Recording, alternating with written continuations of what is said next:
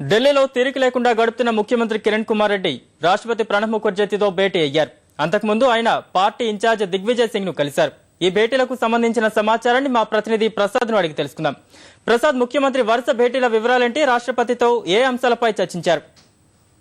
ఈ రోజు మధ్యాహ్నం కాంగ్రెస్ పార్టీ ప్రధాన కార్యాలయంలో రాష్ట్ర కాంగ్రెస్ వ్యవహారాల పర్యవేక్షకుడు దిగ్విజయ్ సింగ్ తో ముఖ్యమంత్రి, అదేవిధంగా పిసిసి అధ్యక్షుడు బొత్స సత్యనారాయణ వీరిద్దరు కూడా భేటీ అయ్యారు.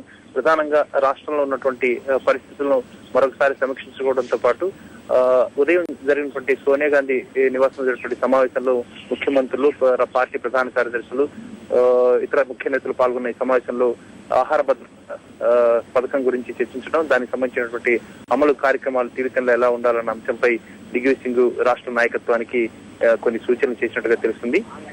రాజీవ్ గాంధీ జయంతి ఈ రోజున ఆగస్టు 20వ తేదీన రాష్ట్రంలో ఒక పెద్ద కార్యక్రమాన్ని ఏర్పాటు చేసుకుని ఈ ఆహార భద్రతా పథకాన్ని ప్రారంభించాలన్న ఆలోచనలో ఉన్నట్టుగా తెలుస్తుంది. ఆ మేరకు రాష్ట్ర నాయకత్వానికి కొన్ని మార్గదర్శకాలను దిగ్విజయ్ సింగ్ నిర్దేశించినట్టుగా తెలుస్తుంది. దీంతో పాటు రానున్న పంచాయతీ ఎన్నికలు, అదేవిధంగా స్థానిక సంస్థల ఎన్నికలతో పాటు సార్వత్రిక ఎన్నికలు కూడా పార్టీ యంత్రాంగం పూర్తిగా సమాయత్తం చేసుకునేందుకు గాను కొన్ని కార్యాచరణ ప్రణాళిక రూపొందించుకునేందుకు కూడా కొన్ని సూచనలు చేసినట్టుగా తెలుస్తుంది. దీంతో పాటు ప్రధానంగా రాష్ట్రంలో సమన్వయ కమిటీ ఉంది. ఆ సమన్వయ కమిటీలో కొద్దిపాటి మార్పులు చేర్పులతో సరికొత్త సమన్వయ కమిటీని ఏర్పాటు చేసుకోవటం, రాష్ట్ర సార్వత్రిక ఎన్నికల కోసం రాష్ట్ర మేనిఫెస్టో కమిటీని కూడా ఏర్పాటు చేసుకోవడం అన్న అంశంపై కూడా చర్చించి దానికి సంబంధించి కూడా నిర్ణయం తీసుకోవడం జరిగింది. ఆ తర్వాత ముఖ్యమంత్రి ముఖాముఖిగా దిగ్విజయ్ సింగ్ తో మరోసారి కూడా భేటీ అయ్యారు.